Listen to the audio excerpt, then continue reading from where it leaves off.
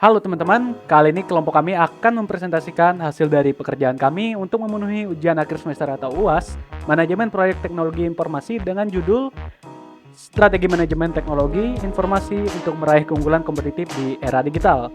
Dengan tema proyek juga Manajemen Teknologi Informasi dalam konteks era digital. Lanjut ke agenda pembahasan kita di sini ada 4. Yang pertama adalah latar belakang yang dimana saya akan menjelaskannya. Selanjutnya batasan masalah, kebutuhan fungsional dan non-fungsional, selanjutnya yaitu jadwal rencana tahapan. Yang pertama yaitu latar belakang. Dalam era digital yang terus berkembang pesat, teknologi informasi atau TI menjadi faktor kritis dalam kesuksesan dan kelangsungan hidup suatu organisasi. Organisasi yang mampu memanfaatkan TI dengan strategi yang efektif akan memiliki keunggulan kompetitif yang signifikan dibandingkan dengan pesaingnya. Oleh karena itu, pengelolaan TI yang baik menjadi sangat penting untuk mencapai keunggulan kompetitif di era digital. Namun, pengelolaan TI yang efektif dan strategis bukanlah tugas yang mudah. Organisasi perlu menghadapi berbagai tantangan seperti perubahan teknologi yang cepat, kompleksitas sistem TI, perubahan perilaku pengguna, serta persaingan bisnis yang ketat. Oleh karena itu, diperlukan suatu strategi manajemen TI yang kokoh dan terarah untuk meraih keunggulan kompetitif di era digital. Selanjutnya adalah batasan-batasan masalah. Nah, di batasan masalah ini, dalam proyek ini, terdapat beberapa batasan masalah yang perlu diperhatikan. Antara lain, yang pertama, fokus pada keunggulan kompetitif. Proyek ini akan berfokus pada bagaimana strategi manajemen TI dapat membantu organisasi meraih keunggulan kompetitif di era digital. Aspek-aspek lain dalam pengelolaan TI seperti aspek operasionalitas dan teknis akan menjadi bagian dari konteks, namun tidak akan menjadi fokus utama. Selanjutnya adalah lingkup organisasi. Proyek ini akan dibatasi pada organisasi bisnis atau organisasi nirlaba yang beroperasi di era digital. Ukuran organisasi, baik besar maupun kecil, dapat menjadi bagian dari konteks, namun harus tetap berada di dalam batasan organisasi yang relevan dengan strategi manajemen TI. Poin nomor 3, era digital. Proyek ini akan berfokus pada era digital yang ditandai dengan adopsi teknologi informasi yang luas dalam operasional bisnis atau kegiatan organisasi. Pengaruh teknologi digital seperti transformasi digital, revolusi industri 4.0, dan perkembangan teknologi terbaru akan menjadi bagian dari konteks dalam proyek ini. Poin keempat, bidang aplikasi TI. Proyek ini dapat mencakup berbagai bidang aplikasi TI seperti pengelolaan infrastruktur TI, pengelolaan sistem aplikasi, pengelolaan data, keamanan informasi, transformasi digital, pengelolaan layanan TI, dan inovasi TI. Selanjutnya adalah poin terakhir, fokus pada strategi manajemen TI. Proyek ini akan berfokus pada pengembangan strategi manajemen TI yang efektif, termasuk perencanaan strategis, pengambilan keputusan, pengelolaan risiko, pengukuran kinerja, pengelolaan perubahan, serta pengelolaan sumber daya manusia, dan anggaran yang relevan dengan pengelolaan TI. Selanjutnya akan dijelaskan oleh teman saya. Baiklah, untuk pembahasan selanjutnya yaitu kebutuhan fungsional dan non-fungsional. Kebutuhan fungsional. Poin yang pertama, sistem manajemen teknologi informasi yang dapat mengintegrasikan dan mengelola data dari berbagai sumber yang berbeda.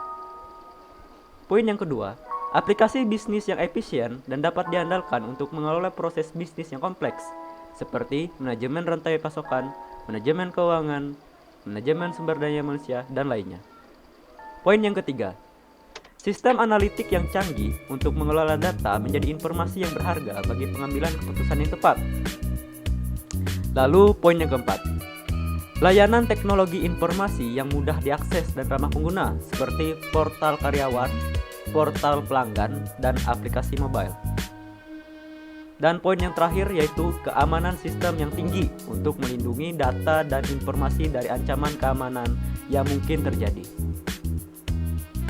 Selanjutnya, kebutuhan non-fungsional. Poin yang pertama, kinerja yang tinggi dalam mengelola dan mengakses data dengan waktu respon yang cepat dan performa yang stabil. Poin yang kedua, ketersediaan sistem yang tinggi dengan minimal downtime atau kerusakan sistem yang dapat mengganggu operasional bisnis. Poin yang ketiga, skalabilitas yang baik, sehingga sistem dapat ditingkatkan atau diperluas sesuai dengan pertumbuhan bisnis. Lalu, poin yang keempat, Kebijakan keamanan yang ketat untuk melindungi data dan informasi dari akses yang tidak sah atau pelanggaran kebijakan keamanan. Poin yang kelima, interoperabilitas yang baik, sehingga sistem dapat berintegrasi dengan sistem lain yang ada dalam organisasi. Lalu poin yang terakhir yaitu kepatuhan terhadap peraturan dan regulasi yang berlaku, seperti privasi data, kepatuhan perpajakan, dan regulasi industri terkait. Selanjutnya jadwal rencana tahapan yang akan dijelaskan oleh teman saya. Kemudian saya akan melanjutkan yaitu jadwal rencana tahapan. Yang pertama yaitu analisis situasi, identifikasi kebutuhan bisnis dan tujuan yang ingin dicapai melalui penerapan TI.